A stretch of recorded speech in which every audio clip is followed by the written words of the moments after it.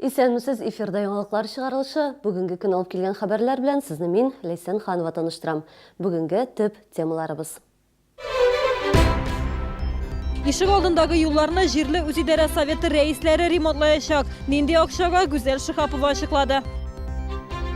Салкын тигрип авыручылар саны арта, әмма грипп һөҗүмен кайчан көтәргә һәм авырмас өчен нишләргә? Табиблар белән хәбәрчебез аралашты. Көзге моңсулыктан кутылу өчен театр-концертларга йөр, яки кара. Курчак театры яңа сезонда балаларны гына түгел, өлкәннәрне дә көтә. Бүген шәһәрдәшләр өчен иң актуаль мәсьәлә фатирларга кайчан җылы биреләр дигән сорау. Балалар бакчаларына, мәктәп һәм хастаханәләргә җылы узган атнада җибәрелде инде. Тик менә идарә итү компанияләре йортларны һаман салкын тота. Ярчаллы җылылык шелтәрләре компаниясендә хәбәр итүләренчә, әлегә бер генә фатирда да җылы юк. Гәрчә узган елның сентябрь белән чагыштырганда, бу ай күпкә салкын. Соңгы берничә көндә уртача тәүлеклек температура 8 градус чамасы гына торды. Если собственники посчитают необходимым, что в доме уже стало холодно, и они принимают решение, что просят управляющую компанию запустить, такое решение дает, управляющая компания может запускать. Соответственно, он дает нам заявку, просим на такой конкретный дом дать тепло. И поэтому мы вот эти заявки готовы выполнить сегодня. Идарә итү компанияләрендә безгә шәһәрдәшләрдән күпләп заявка кабул ителмәвен хәбәр иттеләр. Әгәр инде җылыны алданрак бирүне телиләр икән, йортта яшәүчеләргә гомуми җыелыш җыярга туры киләчәк. Комплекс içindәге юлларны җирле үзидарә советы рәисләре төзекләндерәчәк. Шәһәрдәшләр республика бюджетыннан грантлар утты. Шәһәр мэры белән берлектә бу акчаларны ишек алдындагы юлларны төзекләндерүгә тотарга килештеләр. Шулай дип, якын арада 7-нче, 38-нче, 56-нче, 14-нче һәм тагын дистәләгән комплекста юллар яңартылачак. Шәһәрдәшләр бу яңалыкны ничек кабул итте? Гүзәл Шихапова ачыклады. Галина Фомичева җиренче комплекста күптәннән яши, һәр шөкерне да яттан белә. Әмма бу да булышмый, еш абынам ди шәһәрдәшебез. Там невозможно ходить.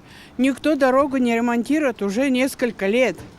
Позапрошлый год у нас сделали как придомовую часть, а там никто не хочет. Ни челны хлеб ремонтировать не хочет. Ишек алдындагы юлларның сыйфатына машина йөртүчеләр дә зарлана. Шөкерләр аркасында комплекс эчендә бөкеләр барлыкка килә диялар. В основном вот здесь, возле рынка Кама. Люди ходят постоянно по тротуарам, и колесо в выбоину попадает, это сразу брызги летят на прохожих. То есть, это, конечно, здесь вот такие страшные дыры, это просто уму непостижимо, если честно. Хәзерге вакытта лужа же күренми, конечно, кирип басасың инде шунда. Колеса несколько раз уже протыкали. Тәгәрмәчләрне инде. Тиздән әлеге проблемалар хәл ителергә тиеш. Җирле үзидарә советы рәисе Дүрия Ризаддинова 300 мең сумлык республика гранты җиңгән. Бу акча тирән чокырларны ямарга җитәргә тиеш. 1 квадрат метр юлны төзекләндерер өчен 800 сум акча кирәклеген санап чыгарганнар. 350 квадрат метрга якын җирне ремонтлый алабыз. Әмма ул бик аз безнең 7 комплекс өчен, 7-нче комплекс өчен бик аз сумма.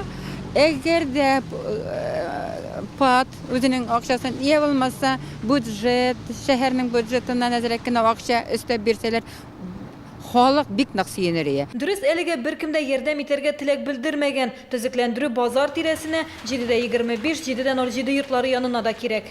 Ремонт эшләрен менә бу урыннан башлаячаклар, чөнки 7-02 йорты янындагы арка комплекска керү урыны булып тора. Хәзер документлар әзерләнә. Әгәр һава торышы уңай булса, ремонт эшләренә быел ук кирешәчәкләр. Гүзәл Шихапова, Сергей Вильданов, яңалыклар.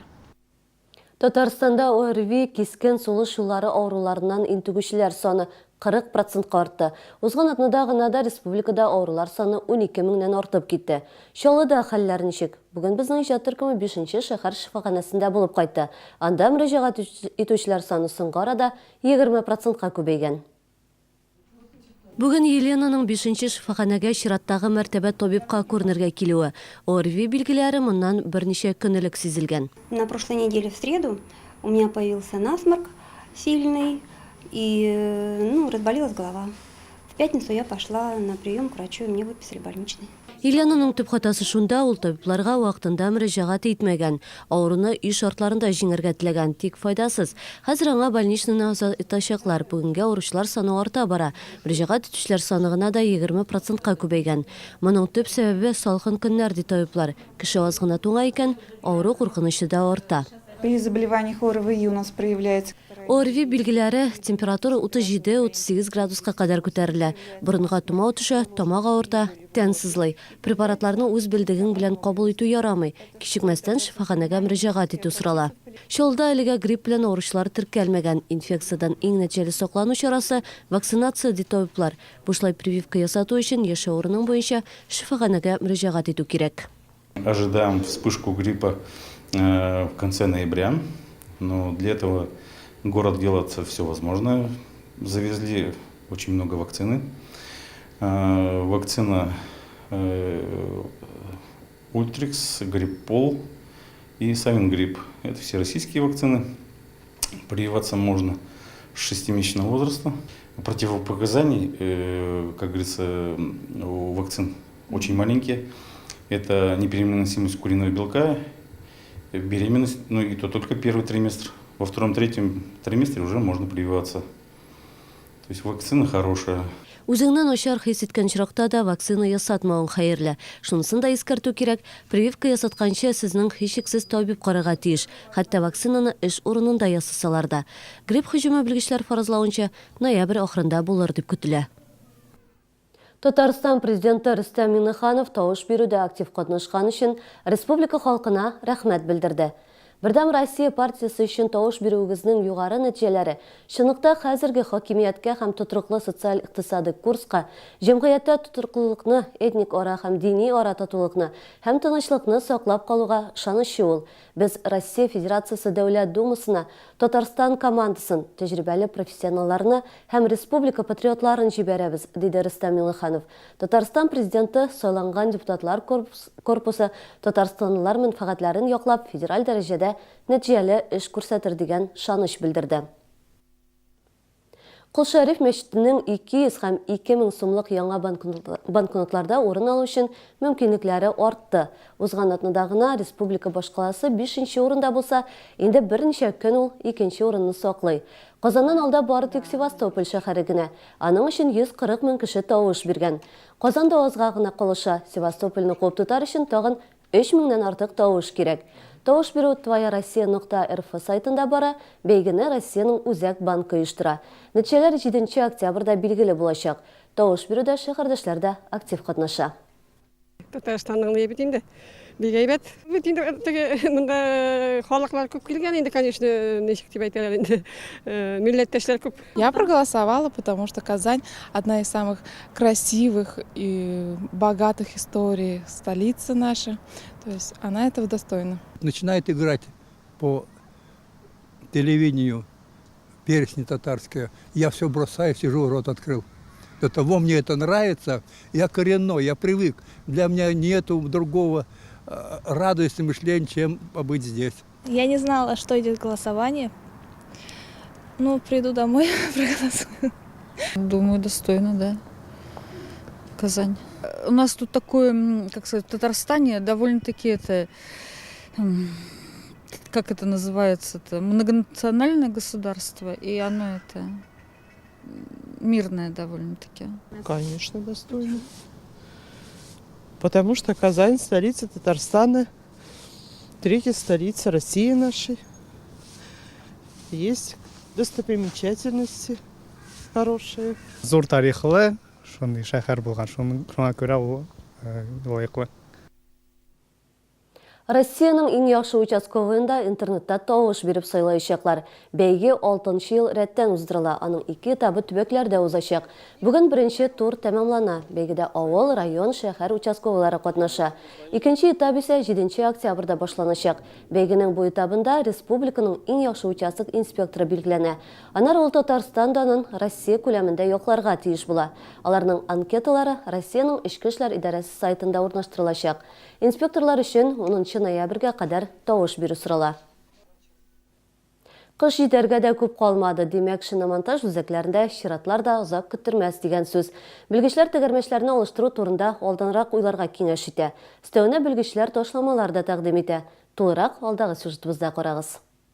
Шалыда тагын 2 колеса дарым шиналар үзәге ачылды. Алар Омега сәүдә йорты каршында Тынычлык проспекты 18А һәм Лента гипермаркеты каршында машина төзүчеләр 103 адреслары буенча урнашты. Бу кибетләрдә сатучылар өчен уңай шартлар тудырылган, бәяләр дә отышлы. Колеса дарым.ру интернет кибетендә машина йөртүчеләр өчен кирәк булган иң мөһим товарлар урын алган. Виртуаль кибеттә көпчәкләрне автомобиль параметрлары буенча сайлап алырга мөмкин. Дискларны да үз машинаңа туры китереп сайлап була. Дөнья күләм танылган маркаларны төрле акциялар буенча арзан бәядән сатып алырга мөмкин. Яхшы бәя гарантиясе исемле акция 2нче ел уздырыла. Әгәр сатып алучы башка шиналар интернет кибетендә көпчәкләрнең бәясе арзанрак дип саный икән, колеса дарым кибете бәяне тагын да төшерә. Комплект белән кышкы шиналар сатып алучыларга монтаж һәм балансировка бушлай. Сайтта теркәлгән кулланучыларга чират көтеп торасы юк. Онлайн режимда алдан язылырга мөмкин.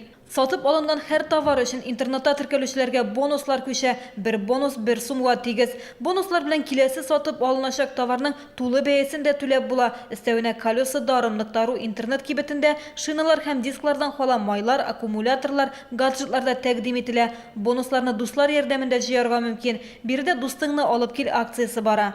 Колеса дарым клиентлары Lada X-Ray автомобиле хуҗасы була ала. Кышкы шиналар сатып ал һәм автомобиль от акциясе башланды инде. Бу чара 3нче ел оештырыла. Акциянең шарты буенча шиналарны кибеттә һәм онлайн рәвештә сатып алырга мөмкин. Заманча кроссовер иясенең исеме яңа ел алдыннан игълан ителәчәк. Интернет кибеттә заказлар тәүлек дәвамында кабул ителә. Операторлар һәр вакыт ярдәм итәргә әзер. Колеса дарым кибетләре сатып алучыларны көтеп кала. Кибетләр Омега сәүдә йорты каршында Тынычлык проспекты 18А, Лента гипермаркеты каршында машина төзүчеләр 103 һәм Эссен сәүдә йорты каршында Казан проспекты 5А адресы буенча урнашкан. Яңа персонажлар, спектакльләр һәм яңа башлангычлар. Курчак театры 30нчы юбилей сезонын ачарга әзерләнә. Ул «Здравствуйте» исемле премьера белән башланып китәчәк. Аннан соң башка шәһәр режиссерларының да әсәрләре куелачак. Курчак театрының планнары хакында тулырак хәбәрчебез дәвам итә. Еш тамашачылар өчен яңа театр сезоны «Здравствуйте» спектакль белән ачыла. Бу кеше арасында үз-үзеңне дөрес, әдәпле тоту турындагы мавыктыргыч әсәр. Но теперь-то я ему устрою. Спектакльнең репетициялары театр фестивале белән бер вакытка туры килә. Актерларның чемоданнары инде әзер. Бу ял көннәрендә алар юлга чыгачак. Беренче тукталыш Казан. Анда сәламәтлеге ягыннан мөмкинлекләре чикле балалар өчен театр фестивале оештырыла. Мы едем со спектаклем для слабовидящих и слепых. Без начар күрүче һәм сукыр балалар өчен Ёжик и Туман фестиваленә барабыз. 25 көнне уймак спектакле белән Шымбай фест була. Конкурстан тыш без әле саксыкны да уйнаячакбыз. Театр җитәкчелегенең планнарында тагын 3 яңа спектакль. Аларның барысында рабочий лошадка иҗат лабораториясе эшли. Бу проект эксперимент. Читтән килгән режиссер безнең актерлар белән спектакльне әзерли. Аннан бу әсәр тамашачыга күрсәтеләме, юкмы икәнлеге хәл ителә. Шундый беренче карлыгач Питер режиссеры Антон Лавушкинның «Каша из топора» әкияте. Озерскийдән килгән Дмитрий Ерохин бүре һәм җиде кәҗә бәтиен сәхнәләштерә. Смоленск режиссеры Павел Акинин «Золотой цыпленок» спектаклен әзерли. Әлеге әсәрләр 2017 ел сезонына кергән мөмкин. Бу Курчак театрының туган көнне зур бүләк булачак. В декабре нашему театру будет 30 лет. Декабрь айында безнең театрга 30 ел тула. Нәкъ 30 ел элек Брежнев шәһәрендә Курчак театры ачылу турында указ чыккан. Киләсе елга без беренче спектакльнең юбилеен билгеләп үтәчәкбез. Әле театр сезоны ачылмаган, әмма ләкин актерларның эш көне бик тыгыз. 2 октябрьдә нәни тамашачыларны һәм аларның әти-әниләрен премьера һәм күп кенә шатлыклы мизгелләр көтә. Рим Әхмәтова, Ксения Антонова, Ленар Султанов, яңалыклар. Фатирыгызда турба шартладымы, маршрутка йөртүче тиешле тукталышка алып барып җиткермәдеме, бәлки куанычлы хәбәр белән бүлешәсегез киләдер. Ул вакытта сез безнең халык корреспонденты була аласыз. Безнең телекомпаниядә өр-яңа рубрика. Видео язмаларыгызны ВКонтакте челтәрендә безнең рәсми төркемебезгә җибәрә аласыз. Редакциягә инде унлап яңалык нәкъ шул рәвешле кабул ителде. Сезнең хәбәрегезне бөтен шәһәр ишетсен. Шәһәрдәшләрне халык корреспонденты булырга чакырып, мин сезнең белән саубуллашам. Киләсе очрашларга кадәр исән-имин булыгыз.